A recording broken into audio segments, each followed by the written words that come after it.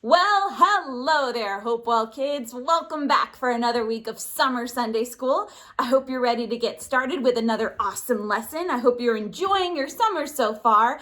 And we're going to get started today with talking more about how to thrive, not just survive, this summer, this pandemic, and talking about great lessons from the Bible that can help you in your everyday lives and get more in touch with God and His Word. So you ready to get started? All right, let's go. We have talked about Abraham and his great patience. We have talked about King David and his selfishness. And now this week we're going to talk about Joseph, or as I like to call him, our good pal Joey. And we're going to talk about trusting God. Do you guys trust God? I thought I did, and every time I read this story, I realize that I could do even more trusting in His plan and His wonderful works. So let's dive right into this story so you can learn how to trust God more. Our story today about Joey comes from the book of Genesis, chapters 37 through 50. Jacob lived in a land called Canaan with his 12 sons. Count them. 1, 2, 3, 4, 5, 6, 7, 8, 9, 10, 11, 12. That's a lot of sons. Joseph was born when Jacob was already a little bit older, and Jacob loved Joseph very much, more than his other sons. You're not supposed to do that. You're not supposed to have a favorite child, but Jacob did. He loved Joseph. He was the favorite. I wonder if I'm the favorite child in my family. Probably. To show Joseph how much he loved him and how much of a favorite he was, Jacob made a beautiful colored coat for Joseph to wear. It had every color of the rainbow, every style. It was the envy of everyone in Canaan. A gorgeous, beautiful, multicolored garment, much like the one I'm wearing now.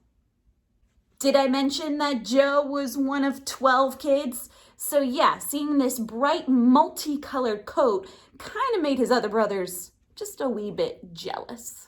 Now, God made Joseph very special. He gave him a lot of really unique gifts. He was a dreamer, not just ordinary dreams like I or maybe even you have about ice cream or sugar plums or being at the beach alone for a whole day. By myself. No, not ordinary dreams.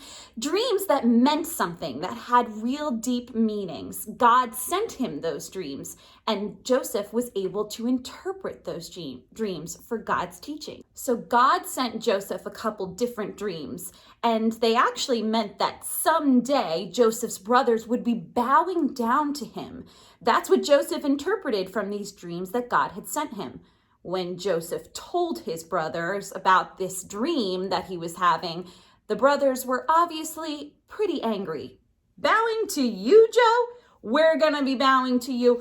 Okay, Mr. with the cool coat. All right, Mr. Cool with the big dreams. Yeah, we'll be bowing to you. Needless to say, they were not too happy to hear about Joseph's dreams. They were so unhappy to hear about these dreams that they ended up taking Joseph's coat, tearing it up, and ruining it in front of Joseph. Rude. Joseph was shocked. How could they do this to his beloved gift from his father, Jacob? Not only did they rip up the coat, though, but all of the brothers threw Joseph into a pit. Bye! Soon some traders came by, a group of Ishmaelites, and they were headed to Egypt. And Joseph's brothers came up with a very clever idea. They decided to sell Joseph as a slave to these traders traveling by. Again, so rude. The brothers received their payment for selling Joseph as a slave. The Ishmaelites went bye-bye on their way to Egypt, and then they were left with this tattered and torn coat that they ripped up of Joseph's. So they dipped it in some blood of an animal and went to Jacob and said that Joseph had died and was attacked by an animal. That's the best you can come up with? What a dumb lie. However, Jacob believed his sons that they indeed saw Joseph get attacked by a savage animal and that he was dead. Jacob was, needless to say, very, very upset. He was so sad and wanted to be comforted by no one. He had lost his favorite son. Joseph was sold to a man named Potiphar. He was a captain of the palace guard in Egypt. Joseph worked very hard for Potiphar and actually grew to like him as a boss. He worked so hard and was so faithful to him that Potiphar began to take notice. In fact, he decided to make Joseph head of his entire household. Nice going, Joe. Potiphar had a very beautiful wife, but she wasn't that great of a gal, and she lied to Potiphar, saying that Joseph had done something not so good. Potiphar became very angry with Joseph. Potiphar decided to throw Joe into jail. Joseph was very upset and thought that God might have abandoned him, but he decided to trust God and trust in his plan.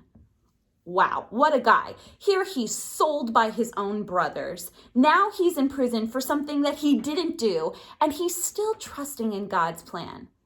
That's some great trust. God never abandoned Joseph, not even in jail. And Joseph met 2 other men in the jail who needed their dreams interpreted. Remember, Joseph was a great interpreter of dreams. He helped the 2 men, and when one of them was released from jail, that man ended up telling the Pharaoh that he met a man in jail named Joseph who could interpret dreams. This ended up getting Joseph a job outside of prison and released. So Joseph had a new boss, the Pharaoh, basically the king of all the land. And again, Joseph worked really hard for him, and Pharaoh took notice. He decided to promote Joseph and make him his right-hand man. That's right, he was second in command. And can you believe it? Pharaoh even started having some very weird dreams that needed to be interpreted. So he turned to Joe. He told Joe that he was having all kinds of dreams about cows. You heard me right, cows. He was having dreams about 7 fat cows and 7 thinner cows. Joseph told Pharaoh that God was going to help him interpret his dream. And in fact, God did. God sent Joseph the knowledge that these fat 7 cows were going to represent 7 years of very bumper crops. Tons and tons of food would be produced in Egypt. And that the 7 skinnier cows would be 7 years of famine, where there was no food in all of the land. So Pharaoh immediately put together an action plan and put Joseph in charge. Joseph got lots of people to gather food for the 7 years where they had an overflow of food. This would help them prepare for the 7 years of famine, where there was no food. And this was a very smart thing to do, because just as Joseph predicted, there were 7 years of great crops and then 7 years of nothing. During these 7 years of famine, people were starving all over the land, including Joseph's brothers who were still in Canaan with his father, Jacob. So Jacob sent his 11 remaining sons to Egypt to get some food. Don't come back without some food, sons. That's my Jacob impression. Wasn't it good? When Joseph's brothers arrived in Egypt in their search for food, they did not recognize Joseph. He was grown up, he was in the trappings of the Pharaoh, and he had looked so important that they didn't recognize him to be their old brother Joe, who they threw in the pit. When Joseph finally revealed to his brothers who he was, the brothers were so afraid. They thought he would be so angry for all of the things that they did to him back in Canaan. I would be afraid. But good old Joe forgave his brothers. He even invited Jacob to come to Egypt and reunite with his father, who he hadn't seen in so long. He forgave all of them and gave them everything that they needed. I'm reading a verse from Romans chapter 8, verse 28. And we know that in all things God works for the good of those who love him. Lots of horrible things were thrown in Joseph's path throughout his life. He was thrown into a pit, thrown into jail, constantly accused for doing something wrong when all he was doing was following and listening to God. But God never gave up on him, and Joseph never gave up on God, trusting in him and his plan always. Here are the key points of our lesson today. God gave Joseph the ability to interpret dreams. His father, Jacob, gave him a coat of many colors that made his brothers very jealous. At the end of our story, Joseph forgave his brothers for the terrible things they had done. And finally, Joseph trusted God and trusted in his purpose for everything that happened in his life. Hi, I'm Miss Allie, and I'm here to tell you about a time where I trusted God. So, if you know me, and you may hear from my voice that I'm from Virginia, I'm not from here.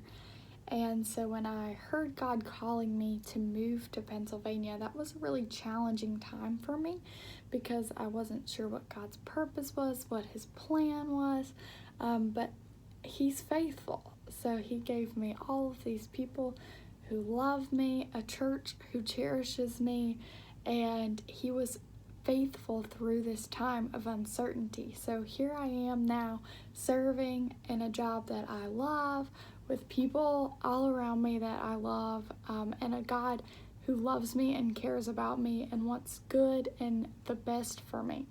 So although I was really unsure about following God and making a change that was that big and that significant, he's trustworthy and he's faithful, and I can testify to that over and over and over again.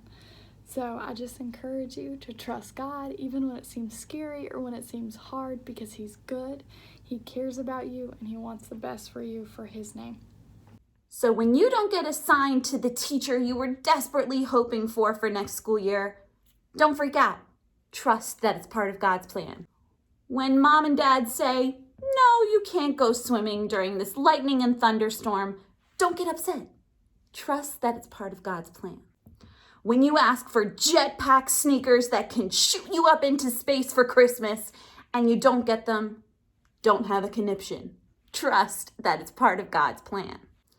God has a plan for all of our lives, and good things can happen to bad people, and bad things can happen to good people. God gave us the freedom to choose, but he does have a plan, and our choices can teach us lessons or bring us great things in our life all the time. So we just need to trust in him and his plan, that he has what's best in mind for all of us. So to thrive this summer and have the best summer possible, we need to be patient, we need to not be selfish, and we need to trust God always. Let's take a moment now and bow our heads in a word of prayer. Dear Lord, thank you for this lesson about Joseph. Give me the strength to trust you in all things. I love you, and I know you have a purpose for everything that happens in my life. Give me patience to wait for the answers. All of this I ask in your holy name. Amen.